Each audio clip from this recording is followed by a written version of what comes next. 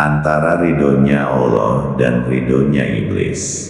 Orang awam kebanyakan tertipu, selalu menganggap bahwa apa yang menguntungkan itu baik, padahal apa saja yang menguntungkan itu belum tentu baik, apa saja yang baik belum tentu benar, dan apa saja yang benar itu belum tentu dalam persetujuannya Allah, dan apa saja yang dalam persetujuan Allah itu belum tentu dalam ridho Allah. Sebaliknya, apa saja yang dalam ridho Allah pasti disetujui Allah, dalam kebaikan, dalam kebenaran.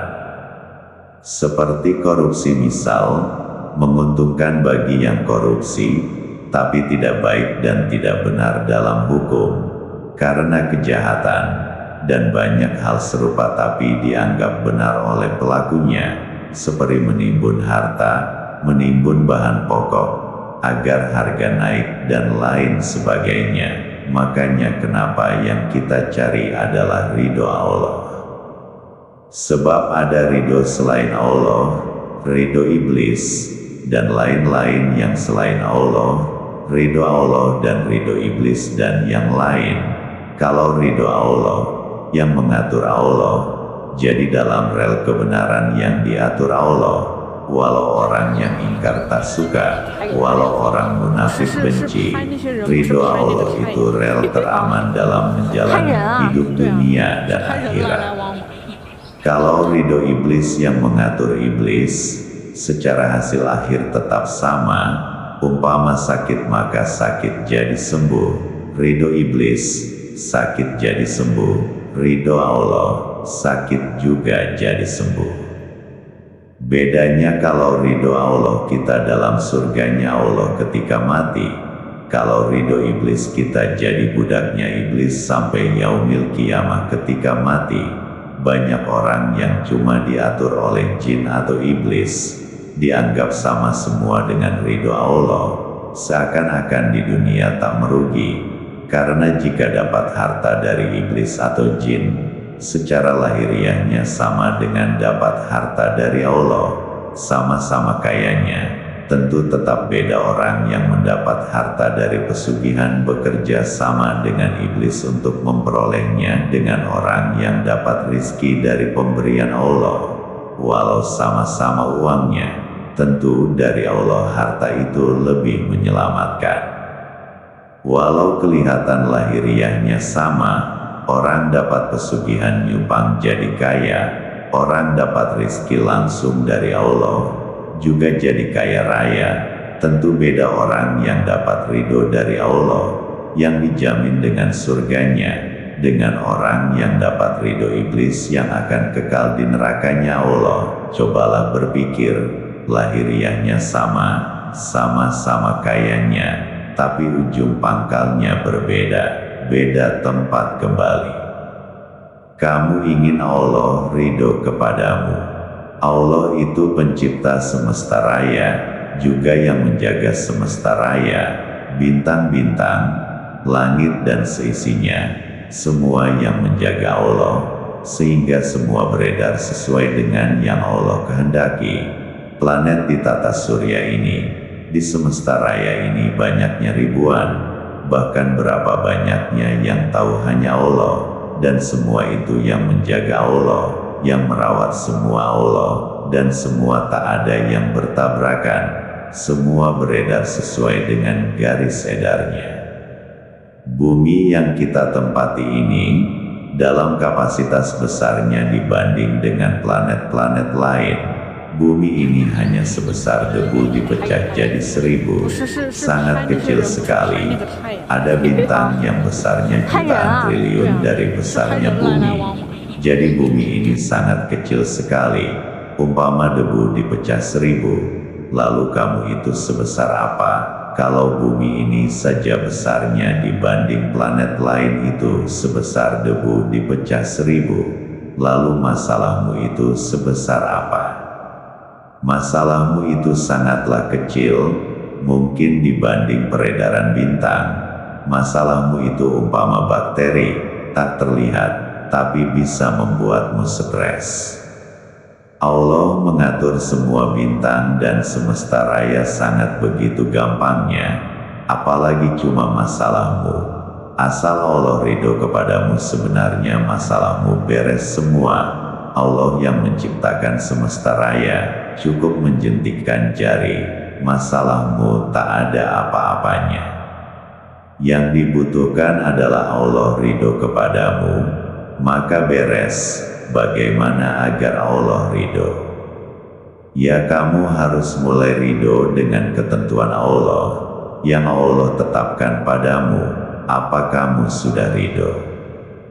Bagaimana kamu berharap masalahmu selesai dengan mudah dan ingin masalahmu diselesaikan oleh Allah, sementara kamu selalu menentangnya, tak taat padanya, tak rela apabila ketetapan Allah menimpamu, padahal Allah mau menyelesaikan masalahmu lewat apa yang menimpamu, tapi kamu keburu tak terima dan menolak. Kamu jangan seperti orang yang ingin membangun rumah, lalu mengundang tukang batu. Ketika tukang batu menggali tanahmu untuk bikin pondasi, kamu tak terima tanahmu digali. Kamu kira tukang batu mau mencuri tanahmu. Kamu salah-salahkan tukang batu, padahal tukang batu ingin membuat pondasi rumahmu, bukan mau nyuri tanahmu. Berdamai dengan kehidupan. Sudahkan kamu berdamai dengan kehidupan? Dalam kehidupan ini, ada berbagai permasalahan hidup. Namanya juga orang masih hidup, maka pasti akan ada berbagai permasalahan hidup. Siapa saja pasti ingin hidup itu inginnya sesuai dengan keinginan diri. Keinginan diri itu nafsu kita. Orang cenderung ingin hidup ini sesuai dengan keinginan kita. Apa-apa mudah, apa-apa gampang, tak ada kesulitan. Tapi kenyataan dalam hidup itu tak seperti itu. Apa-apa yang diinginkan malah banyaknya tak sesuai dengan yang diharapkan. Banyak kejadian atau contoh, misal kita punya tetangga tapi tetangga itu malah musuhi, malah tak ramah, selalu membuat perkara atau permasalahan apa saja sesuai di mana orang itu berada. Permasalahan itu bisa dari mana saja, bahkan istri dari suaminya, suami dari istrinya, dan lain sebagainya. Kadang melihat orang misal di YouTube, jelek sekali perangainya, atau kita mudah terbakar dengan statement orang lain, akhirnya timbul permusuhan. Bahkan kalau kita punya masa ingin digerakkan untuk berantem dengan masa lain. Berbagai masalah hidup berseliweran. Kalau kita masih mengikuti segala macam permasalahan hidup dan terseret terbawa ke dalam aliran kekeruhan masalah di dalamnya, maka itu tandanya kita belum bisa berdamai dengan hidup. Kita seperti air dangkal yang mudah dikeruhkan, diubek-ubek oleh orang lain. Kita gampang bermasalah di mana saja, berantem dengan tetangga, istri berantem dengan suami atau sebaliknya. Setiap masalah itu diciptakan Allah untuk mendidik kita agar bisa menangani masalah hidup. Jika kita sudah bisa mengembalikan masalah kepada Allah, sumber pemilik kehidupan itu Allah, juga yang mengatur masalah-masalah yang terjadi itu Allah. Allah membuat masalah sedemikian rupa mengaturnya. Misal saja tetangga, ini contoh saja. Misal kita punya tetangga yang berperilaku jelek, selalu musuhi kita. Itu Allah kalau ingin tetanggamu yang berperilaku jelek tidak memusuhimu. Tentu Allah bisa mematikan dia ketika dia dilahirkan, agar dia tak jadi tetanggamu dan hidup untuk memusuhimu. Nyatanya kan orang itu hidup dan memusuhimu. Allah tidak mematikan dia waktu masih bayi atau waktu dalam kandungan. Malah orang itu hidup sampai dewasa dan dijadikan orang yang berperilaku jelek dan dijadikan sebagai musuhmu. Itu terjadi, nyata, berarti ada maksud Allah melakukan itu, yaitu agar kamu bisa bersabar atas tetanggamu itu. Kalau kamu bersabar, mampu bersabar, maka kamu akan dinaikkan derajatmu karena pahala sabar yang kamu peroleh. Pahala sabar itu selalu ada, di mana dan kapanpun kamu berada, di mana saja. Misal kamu lagi jongkok di WC, sekalipun jika kamu dalam keadaan dimusuhi tetanggamu itu, kamu tetap dapat pahala, walau kamu itu lagi jongkok di WC, bukan dalam keadaan sholat.